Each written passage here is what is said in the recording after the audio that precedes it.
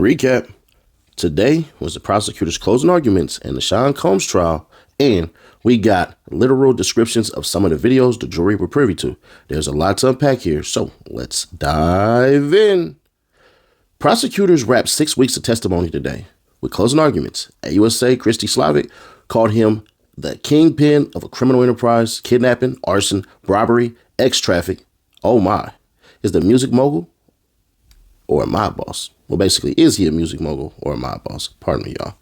Slavic painted Diddy's inner circle as loyal lieutenants in his empire of violence, coercion, and manipulation. Ex-Chief of Staff Christina Quorum and security guards allegedly enabled his darkest deeds, raising questions as to who was really pulling the strings. But it's kind of crazy because, let's be fair, why wasn't she brought up? We're talking about to testify, of course. Drugs were the VIP pass to Diddy's freak-off parties. Slavic claimed his team allegedly kept the supply flowing like champagne at a gala, or gala, whichever which y'all want to say it. Kidnapping, Slavic pointed to Cassie Ventura's testimony. Diddy allegedly trapped her in a hotel room for a week to hide assault injuries. Another witness, Capricorn Clark, was locked in a building for lie detector tests. Slavic tied Diddy to the torch in the Kid Cudi's car, citing coincidences too hot to ignore. Did Diddy light the match himself? No. But prosecutors say he ordered the blaze. AUSA Slavic replayed 2016 hotel footage of Diddy assaulting Ventura, then allegedly paying $100K to erase it. He knew he could be arrested, she said. Slavic alleged Diddy coerced Cassie and Jane in the hotel nights with 27 hired men using threats, drugs, and lies. For Jane, Slavic detailed 3 hotel nights in the 2023-2024, lured by false promises and coercion by threats to cut her rent. Sean Combs' control was one purpose: compliance. AUSA also dived into Diddy's trafficking case of Cassie. Control was his game, her career, looks, even her phone, paid her bills, but at what cost? Ventura's decade with Diddy was a masterclass in control. He allegedly ordered her when she tried to leave him in 2018. I knew that was going to come. Abuse wasn't just a subplot. It was the backbone, Slavic claimed. Combs' team enabled it while freak-offs rolled on. The defense calls it domestic drama, but Slavic says it's a crime scene. The freak-offs weren't just parties, Slavic alleged. Ventura performed for hours, sometimes sick, to please him. He recorded them as blackmail. Not every session was trafficking, but coercion. Witness Daniel Phillips saw Combs' violence during a freak-off. Combs allegedly forced Ventura to sleep with an escort. Ventura lived in a climate of fear. Slavic told the jury Diddy's violence left her with no real choices. Counts 3 and 5. Diddy's accused of flying Ventura and Jane across states and abroad for paid X. Because y'all know I can't say the word just yet. We got to be 10 minutes into it, y'all. Sorry, I know y'all want me to just say it flat out. I can't. I do want to get monetized for this stuff. This isn't a jet romance. It was transportation for prostitution. Christina Quorum, Diddy's ex-chief of staff, knew the hotel room secrets. Slavic claims arranged escorts, delivered cash. Combs' right-hand woman in the alleged racketeering. Loyalty or complicity? Forced labor? Slavic said Diddy's grueling hotel nights for Ventura and Jane count, plus his assistant Mia's assault claims. Boss with all the power, victims with none. Slavic's final jab: Diddy tampered with witnesses after Ventura's 2023 lawsuit, trying to neutralize threats. His money, power, influence shielded him until now.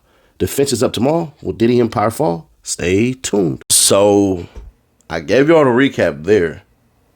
If you don't want to hear the whole entire thing, skip 40 minutes ahead. Well, so skip 40 minutes ahead. But boy, oh freaking boy, it gets wild. But I'll let y'all know what I think about it. Y'all hear this and then let me know what you think about it. Let's go. Okay, U.S. versus Sean Combs, day 31. U.S. closing after said some theories of liability no longer pursued. So here we go. 9:37 a.m. It begins. Judge, good morning. We emailed the charge to the parties, not in docket yet, but there are still sometimes government is capitalized. We'll change that in an instruction about witnesses. There should be no disruptions during closings. I'll tell the jurors that it will be a shorter day today, longer tomorrow. Then during deliberations, it will be up to them. Ms. Slavic will be here at 10 to deliver the closing. Combs Alexander Shapiro. There's some italics we want out. Judge, okay. Break, 10 a.m. 10 a.m. Judge, while we wait, Ms. Comey, do we have the laptop ready? AUSA Marine Comey. I'll defer to Ms. Garagos. Combs to Garagos. We'll have it today. We'll have it ready tomorrow. Judge, with only the admitted exhibits, I'll ask tomorrow. Judge, let's get our jury. All rise. Jurors entering. Judge, give your attention to the parties during closing arguments. Today will be shorter. The U.S. closings. Tomorrow, the defense, the rebuttal, my instructions, and begin deliberations. The jurors who will stay. AUSA Slavic. And I'm not going to say AUSA Slavic anymore unless a judge interrupts, and then I'll say it again, but we're just going to read the whole entire thing. All right. Over the last few weeks, you learned that Sean Combs is the leader of a criminal organization. He doesn't take no for an answer. He's into kidnapping, arson, forced labor, bribery of a security officer, and the brutal crimes of sex trafficking. Consider two moments. March 2016 at the Intercontinental Hotel. The defendant got violent with Cassie. You saw what happened. He dragged her back to the freak-off 2024 at Jane's house. The defendant choked and hit her. She ran. Couldn't get away. These are chapters in the same book. The defendant counted on silence and shame. He thought that his fame and wealth and power will put him above the law. Over the last 7 weeks, you've heard how he used his staff to promote his power. No one could stop him. We'll talk about RICO, including sex trafficking and transportation for prostitution, which are also separately charged as standalone crimes. You may have heard of racketeers. I'm assuming it's supposed to say racketeering. When someone commits a crime as part of a group, they are more dangerous. A group of people whose purpose was to serve and protect the defendant. It's his kingdom. Everyone was there to serve him, fulfilling all of his desires, including his sexual desires. We need to show at least 2 racketeering crimes. The defendant was the head of the Combs enterprise. There was an inner circle, his chief of staff, his bodyguards. The names changed, but the roles remained the same. You heard about KK, Combs' right brain. She lived in 2-star. She communicated with defendant's girlfriends, his security. You heard their names, D-Rock, Bonds, Rube, Uncle Paulie, Fahim. They were armed and ready. Remember, the incident at the diner with Suge Knight? David James told you Combs had guns. In the search, law enforcement found guns, including a rifle with the serial number defaced in L.A., two AR-15s with their serial numbers cut out, in the defendant's closet. You also have the rotating cast of assistants paid by defendant's business. Brendan Paul said he made $100,000 a year. KK made 6 times that. When your boss asks you to buy drugs, you're committing a crime. When you kidnap someone or locked his girlfriend in a hotel room after your boss stomped on his face, it's a crime. The law does not require us to know that they like committing these crimes. You saw KK chiding the defendant to not be so reckless. But she got him cash, drugs. She was a member of the enterprise. It impacted interstate commerce. Minimal is fine. Combs normally became a member. He was the boss. He was the through line. The racketeering acts, distribution of drugs, kidnapping, arson, bribery, facilitating sex trafficking of Cassie and Jane, forced labor, travel to commit commercial sex cover-up. You only need to find that someone would commit 2 acts in any of these categories. It could be 2 acts of drug distribution, 1 kidnapping, just 2. You have far more than 2. Let's start with drugs, an essential ingredient to the freak-offs. The most involved were D-Rock, KK, and Fahim, but others helped keep the drug supply high. We are not talking about marijuana, but what Brandon Paul called hard drugs. There are stipulations of the drugs found in the searches. Sorry, if y'all hear that fan, bro, I had to turn it on, man. It is what it is. Cocaine, meth, oxy, ketamine, a dissociative drug, GHB, mushrooms, Molly, Tusi, a combination dyed pink. It's 1305 and 1306. The quantities are not relevant. Ooh. It's not an element of this crime. Distribution does not require a sale. You know the names of the drug dealers by now. Guido, One Stop, Baby Girl. Jane told you that on 2 occasions she was told to bring drugs when she flew to meet him. She coordinated with KK. It's corroborated by text messages. KK told Jane to swing by Mapleton to pick up the Guido package. He was called during hotel nights, so we know what the Guido package was. More ecstasy. The security team knew what it was. Guido texts Fahim. Puff has a $450 balance with me. Brendan Paul asked for $780 for personal Gucci items. That is hard drugs. Drugs were distributed. It doesn't matter he wasn't buying kilos or selling them. Personal use is just a distraction. They brought it and distributed it to people around him. Cassie used drugs at every freak-off supplied by the defendant. He introduced Jane to drugs, gave them to her at all but one hotel night. He gave drugs to Kerry Morgan and Bana Bagalan. He made Brendan Paul try Tusi to see if it was good. D-Rock would text One Stop. Need to see someone for bro. That is, the defendant Guido asked for him to cover the defendant's drug debt. KK knew he was distributing drugs to the woman for the Wild King nights. Jane told KK she was having a bad come down. KK gives pro tips how to deal with it. Plain and simple. This is drug distribution. How about the kidnapping? They committed them under both California and New York law. Consider Cassie. Bond made her stay put. The defendant called Cassie a slut.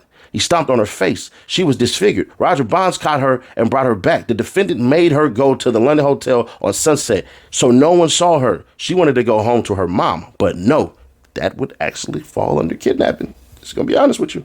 It's clear Cassie did not consent to staying in the London Hotel. David James testified the defendant demanded to see his search history. If he had, posted that, the defendant assaulted Cassie in the club. Then there's Capricorn Clark. They made her take a lie detector test for days in an empty office building in Manhattan. This was in 2024. She was holding expensive jewelry that went missing. Uncle Paulie took her to the future headquarters of Bad Boy, and she was tested for 5 lies. Yeah, y'all kind of pouring on the syrup with that one, but yeah, that's not how that was, but whatever. The man administrating the test told her she failed, she'd end up in the East River in Central Park. The defendant told her if anything happened, he'd have to kill her. David James remembers this. He was tested too. To get that route out of the team. In December 2011, Rube helped the defendant kidnap Capricorn Clark. It started on December 22nd, 2011. The defendant banged on Capricorn's door with a gun. He was out for revenge. He barked an order at Capricorn. Get dressed. We're going to kill Kid Cudi. That's actually not how that went, the intent of that, but whatever. They drove to Kid Cudi's house. The defendant had a gun in his lap. This was kidnapping. He moved a substantial distance. He moved her a substantial distance. The defendant said he wouldn't let her go until she brought him Cassie, who he kicked when she arrived into fetal position. Cassie, who was with Kid Cudi that morning, testified with this. The officer who responded to the 911 call said he saw a black Escalade registered to Bad Boy. Then on January 12, 2012, the defendant had Kid Cudi's car set on fire. Arson. Someone cut a hole into the roof of Cudi's car and dropped in a Molotov cocktail. We're not suggesting the defendant cut the hole. He didn't even have to buy his own suit. You heard the voice notes. He said he was going to blow up Kid Cudi's car. What are the odds? He says it, and it happened. The coincidences just keep on coming. The defendant and Rube just happened to be there a few weeks before. Kid Cudi was driving the same Porsche the night of the trespass. What are the odds? Kid Cudi had conflicts with no exception the defendant. Kid Cudi had conflicts with no one except the defendant. Then D-Rock brought Kid Cudi to the defendant, who was looking like a Marvel supervillain. Years later, the defendant apologizes to Kid Cudi. Then there's Bribery. In the 2016 video, the defendant was having a freak off with Cassie and one of the escorts. Flores found the defendant sitting in a chair with what he called a devilish stare in a room. He saw another man. The defendant tried to hand Flores a stack of money. It was his first attempt to bribe that day. As Cassie leaves, Combs starts damage control. We had a power issue. Is your mic working? Oh, Judge, we had a power issue. Is your mic working? Slavic. Hello?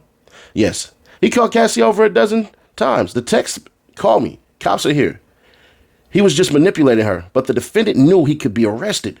There was a video of the assault. He went and banged on Cassie's door with the hammer. Neighbors were going to call the police.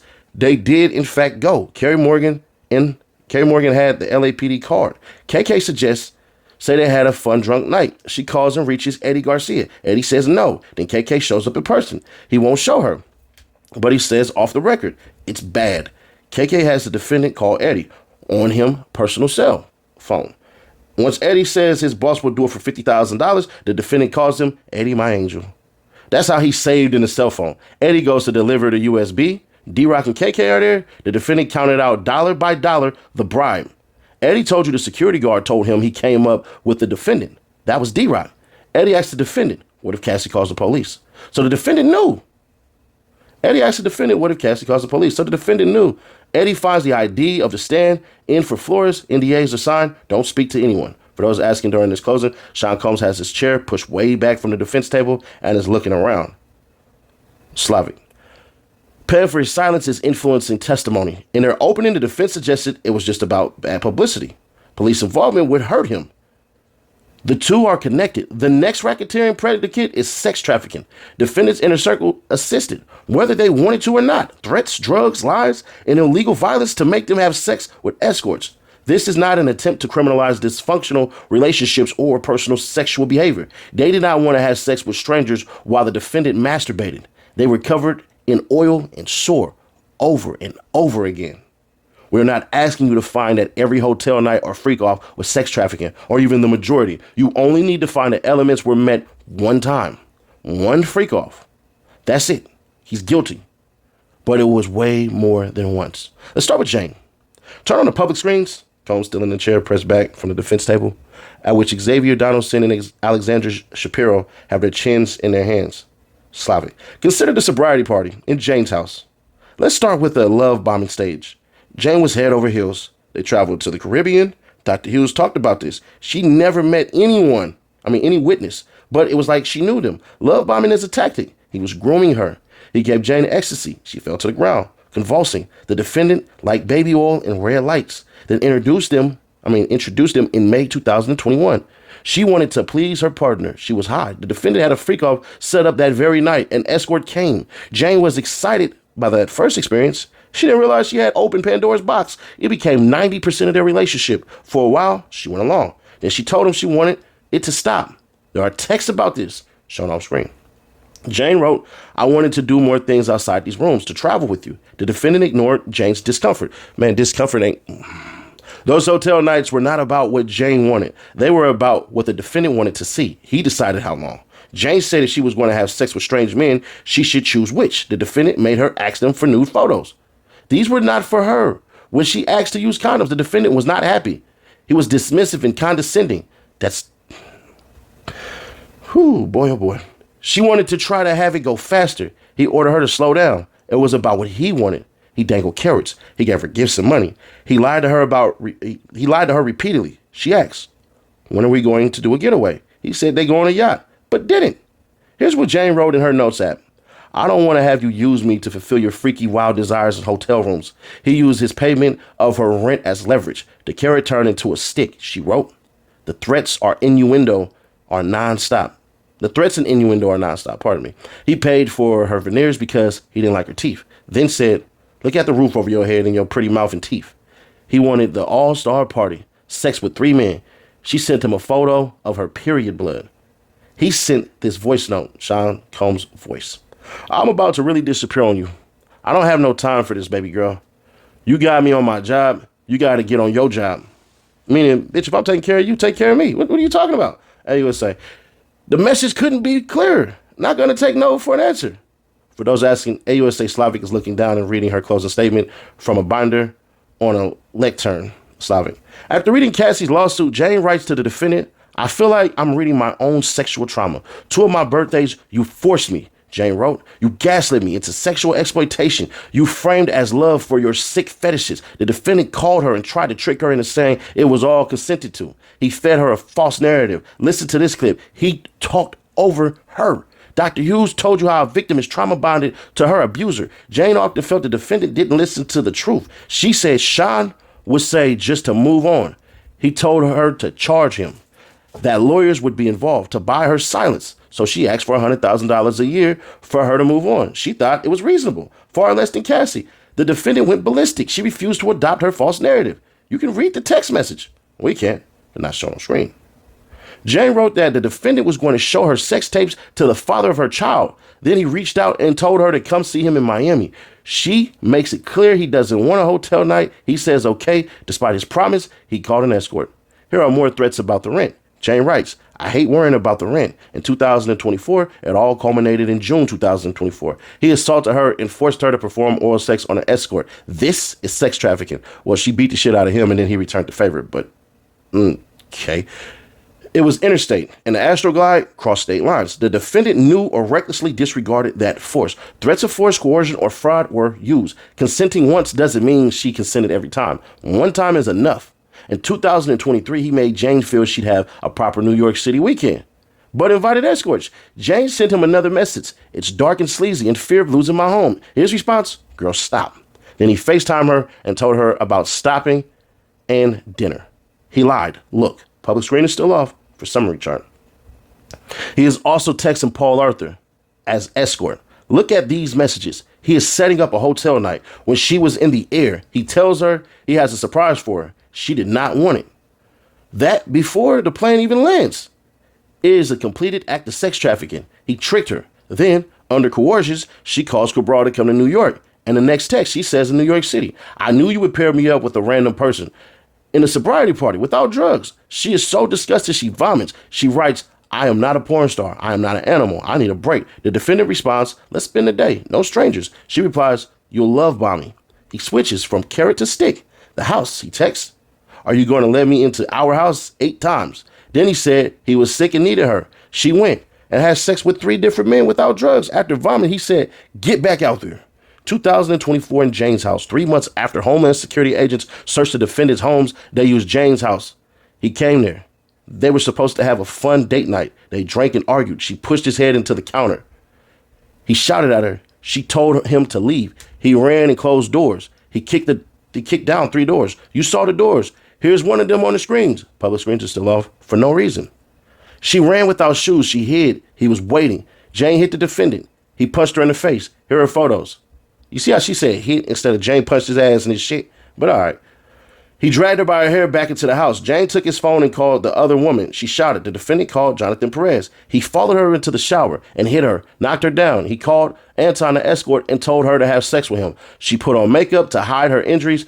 She drove to pick up Anton at the gate. Then the defendant said, take this fucking pill. He put his face inches from her and asked, is this coercion?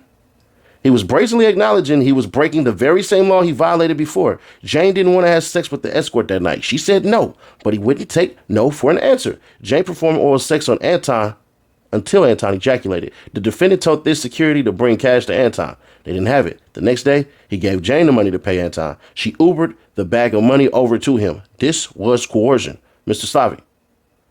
The appropriate time, let's break for lunch. Slavic. This would be a fine time. Judge. Okay, jurors, you may go eat. Break. 125. They're back.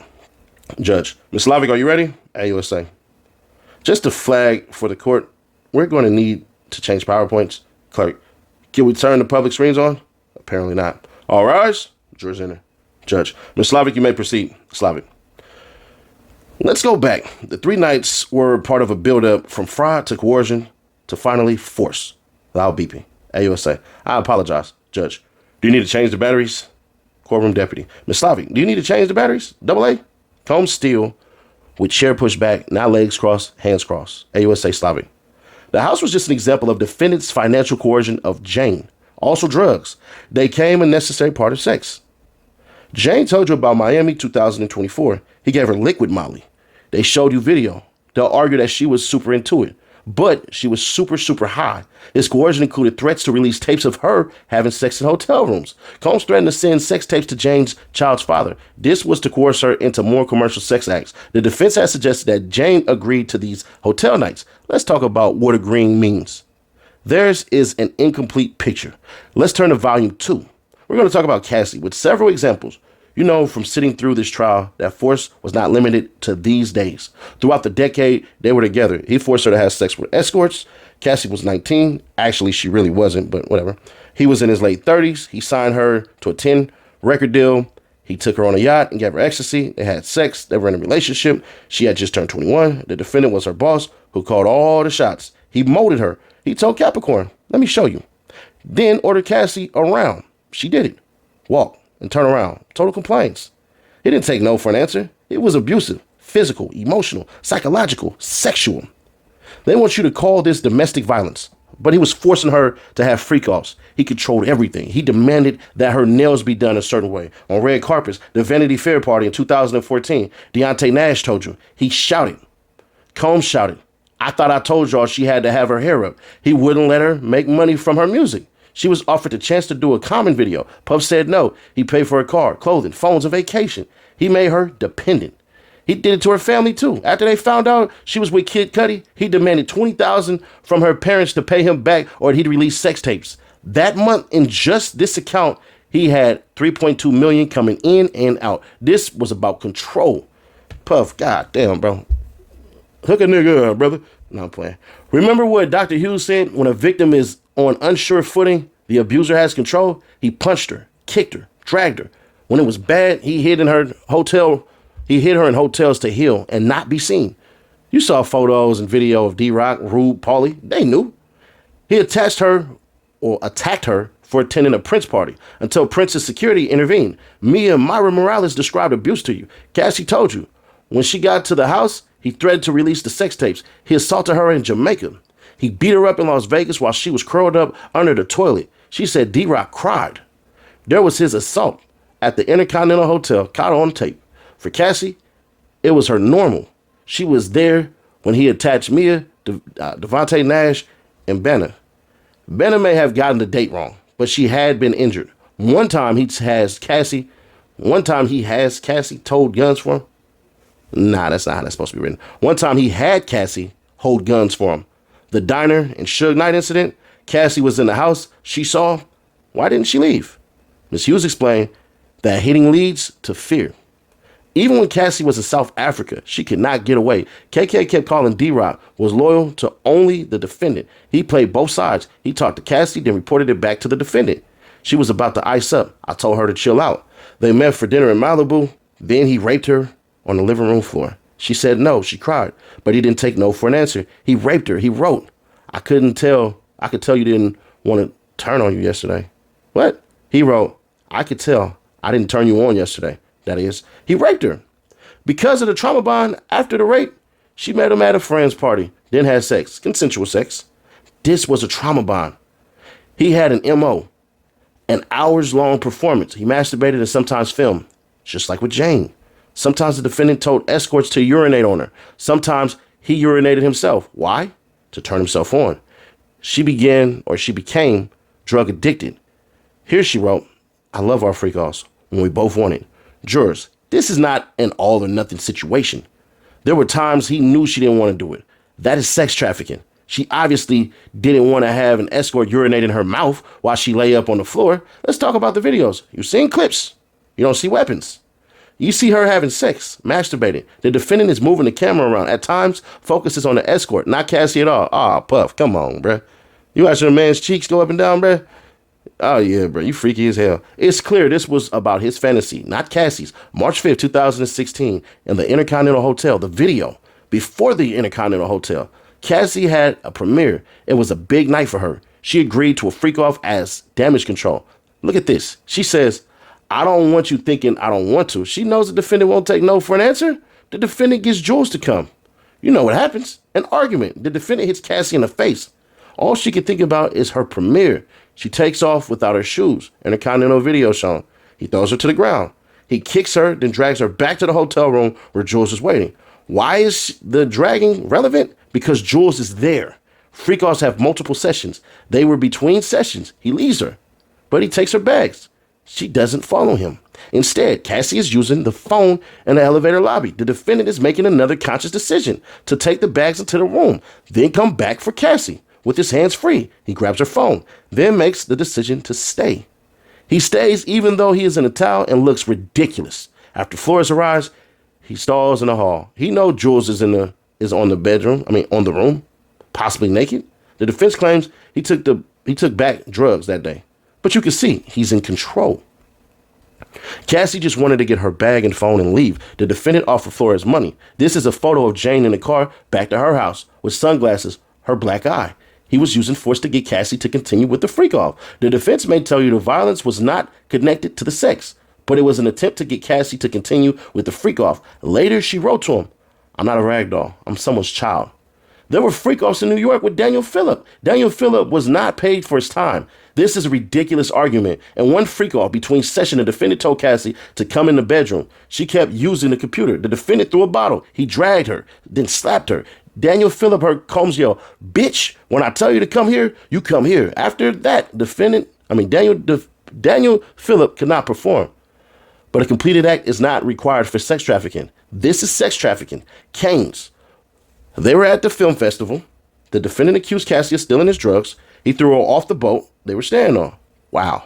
Mia heard an audio of this, recognized the voices. They flew back to New York. She traded seats to get away, but he followed and showed her freak-off videos. He threatened to release the sex tapes. When they got to New York, they had a freak-off. This is an example of clear-cut coercion.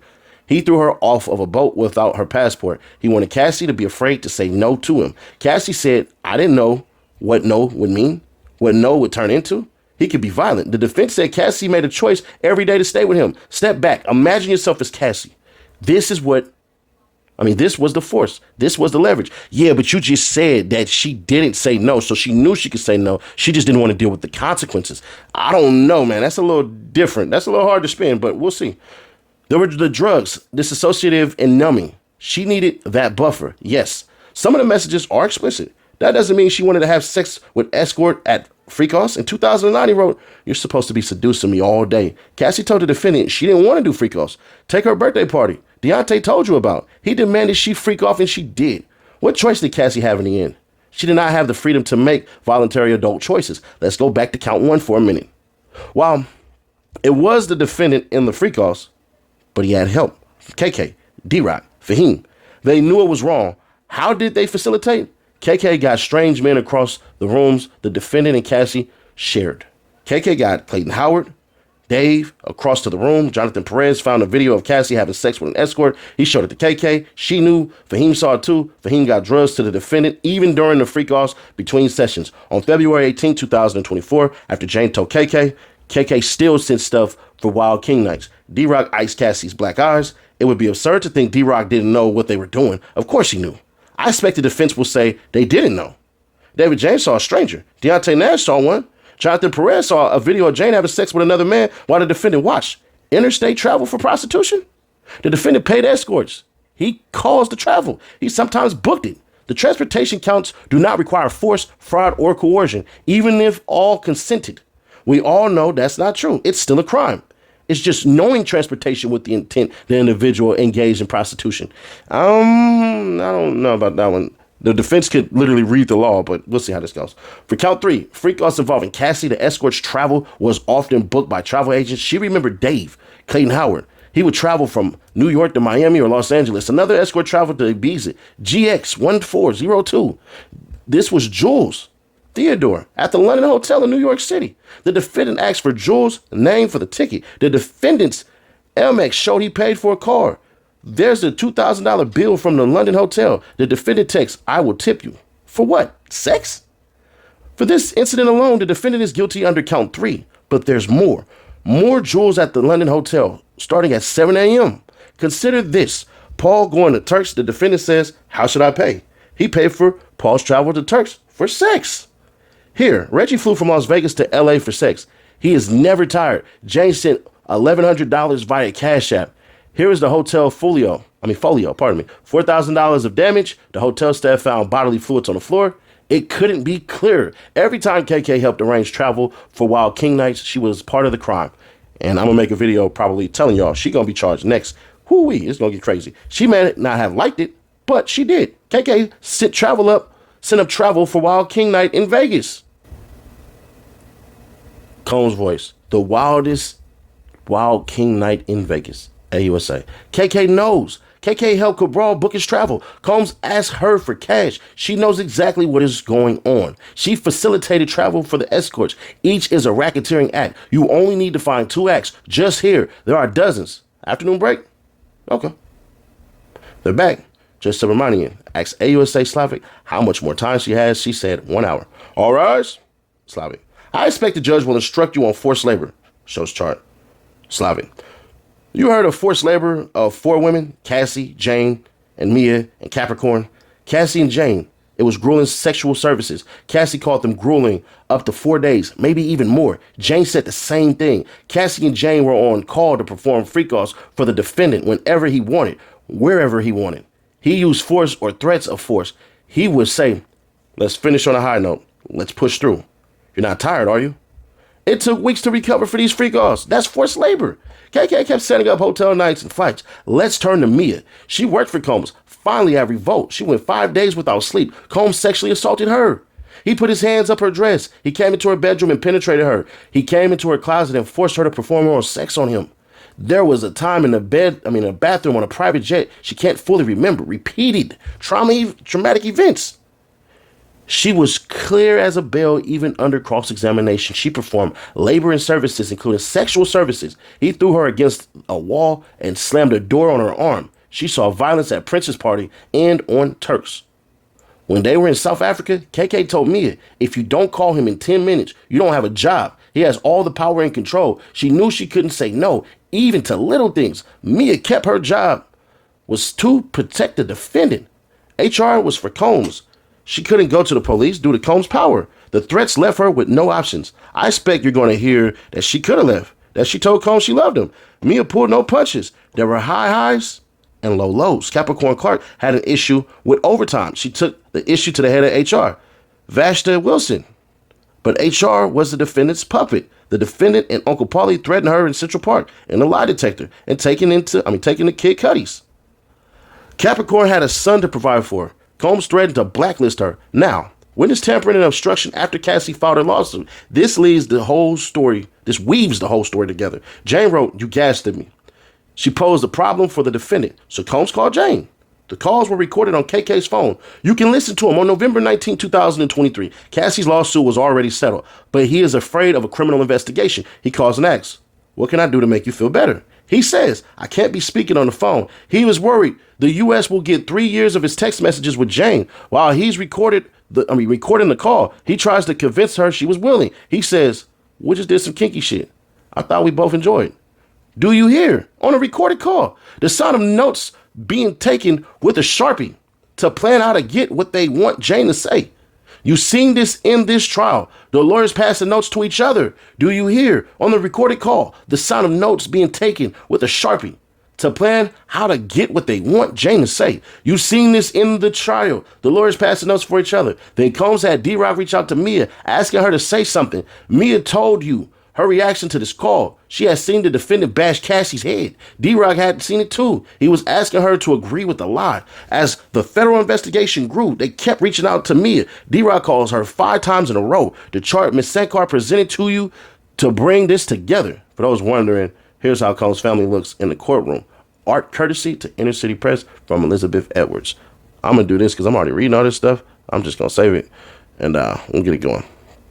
The defendant's conduct towards Mia is also obstruction and witness tampering. Also obstruction. The video of the Intercontinental Assault.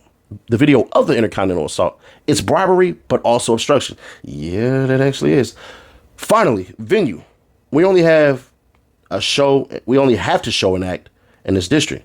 Doesn't have to be criminal. SDNY includes Manhattan and the Bronx. Count 2. Freak-offs in Manhattan. Court 3. Freak-offs, jewels to the London Hotel in Manhattan. Count 4. Jane in Manhattan. You spent 7 weeks listening. A lot of evidence was hard to hear or see. You heard from Kid Cudi, whose house was broken into, whose car was burned. You heard from Regina Ventura, Deontay Nash, how he ran an enterprise with total control. It's time to hold him accountable. It's time to find him guilty. We'll continue to mourn. Oh, my bad. Let me redo that. It's time to hold him accountable. It's time to hold him guilty. Judge. We'll continue to mourn. Jurors, do not watch or read anything about the case. All rise. Adjourned. I think that's going to end up being it. Unless he wrote some more. Nope. They ain't proved nothing as far as drugs go. So I expect the defense to knock that down because they're going to make it seem like everybody is in on this. That's number one. Number two, they're inferring a lot. And the reason and why in which they do it, they do like this. If somebody is outside and it was raining, you can hear the rain. They come in, but you don't see the rain on them. You can infer that, hey, it was raining outside and they were outside and they got rain on them. This is a little more serious than that. It's never that simple. When they don't say no, they don't say no. So it's going to be hard. And I think they kind of painted themselves into a corner with that one. But they kept on pressing play on 2 counts. This is where, and once I told y'all before, and some of y'all agreed, some of y'all didn't. Like the idiots who got caught and think just because you get caught that makes you an expert. No, it means you're a stupid criminal. They overcharge all the time because they're trying to prove one of them. They don't need all of them. And that's what they're going to try to do to Diddy. And will they pull it off? I don't know. I know this. They better have a hell of a closing argument that is so bumper sticker like, because one of the worst things that they did was they took all day to get through with that. I read that in basically 40 minutes. Well, 30 something minutes. You don't think they couldn't have got that done in 2 hours? Honestly, They kept on trying to repeat the same thing over and over and over and over and make it stick to the point where it becomes redundant and massively verbose. Verbose meaning very wordy. You could have made it more succinct.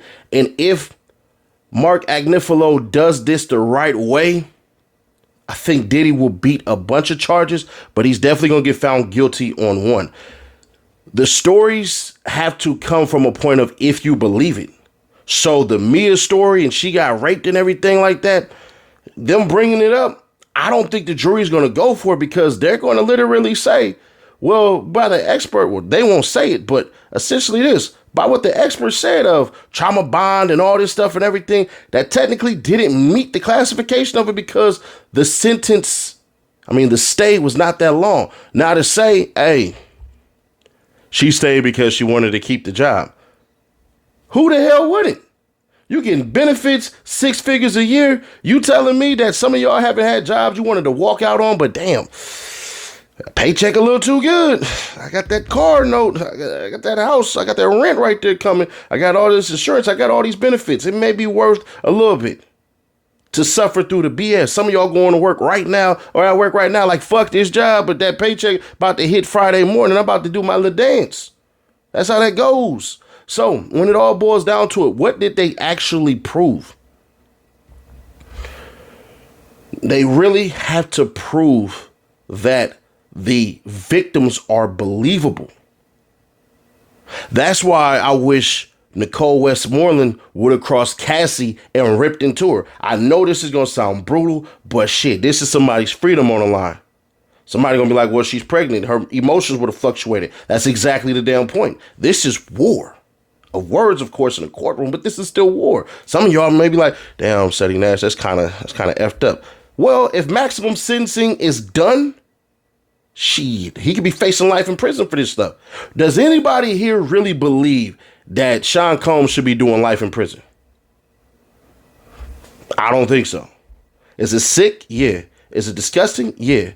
Did the feds and TMZ and Long Crime basically help create an illustration and paint one that showed this man as a freak machine? Hell yeah. Did we believe a lot of this stuff? Hell yeah. Hell, we just had TD Jakes, the person suing him. His lawyer just dropped out and was like, yeah, he kind of lying right here. So there already are reputations messed up. And then there's this idea that exists that, hey, if Diddy beats this, everybody need to come through and kiss his ass and start hitting him up and giving him money. Boy, he'd be right back in jail. That's called blackmail. I see somebody on a major podcast saying, yeah, when Diddy come out, he supposed to say, yeah, I kept all y'all reputation real good, man. Y'all ain't do this, y'all ain't do that. But the moment Diddy contact me and say, yeah, I seen you humping on these 2 brides and there was niggas with you and y'all ran a gangbang on her, I need $50,000, screenshot, son, right back to the feds, go sit your ass right back down. You ain't learned nothing. One of the worst things that could happen is Diddy walks free. That means he learned nothing. But, shit, they can do it. They can 100% do it. They could, when I mean the prosecution could pull it off. If they buy the drug story from quantities, because we looked at it in quantities, as far as the feds go, there's not enough. That's why they said that whole ass stuff. That's why I wished that Brian Steele would have said it. Some of y'all gonna be like, you're not smarter than Brian Steele. Not saying I am, but sometimes players, they mess up. He should have got Brennan Paul to literally say, hey, I seen the drugs, but shoot, hey, I don't know whose they were.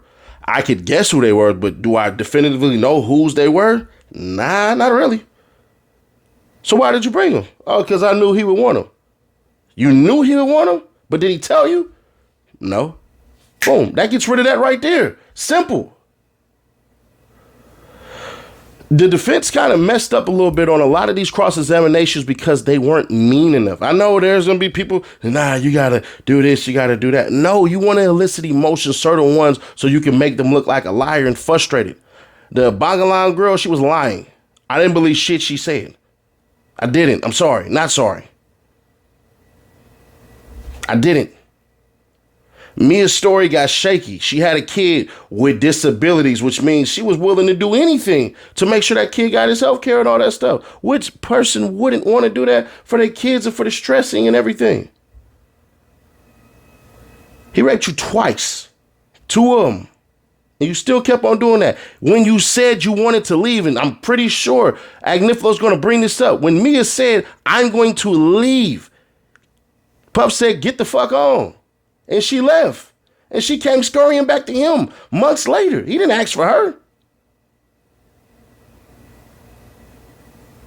That's going to kill her whole testimony. So what they had to do is basically show all of this stuff between Cassie and 50 Cent's baby mama that said that they were complicit, because there are times you could argue they were more freakier than him. So I'm not seeing it for everything, but could they pull off too? Yeah, they could. That's all they need. And if they pull off a mandatory minimum, Diddy gonna do 15 years in the damn feds. By the time he gets out, he gonna be taking ass shots of Viagra just to get back into the groove of things. We'll see how it goes. Subscribe, turn on bell to notify, share to keep your people aware. What are y'all thoughts on this? Do y'all think that the prosecution killed it? Or do you have ideas on what the defense should do to counter all of that stuff like we playing in the proverbial tennis match? I don't know. Y'all let me know.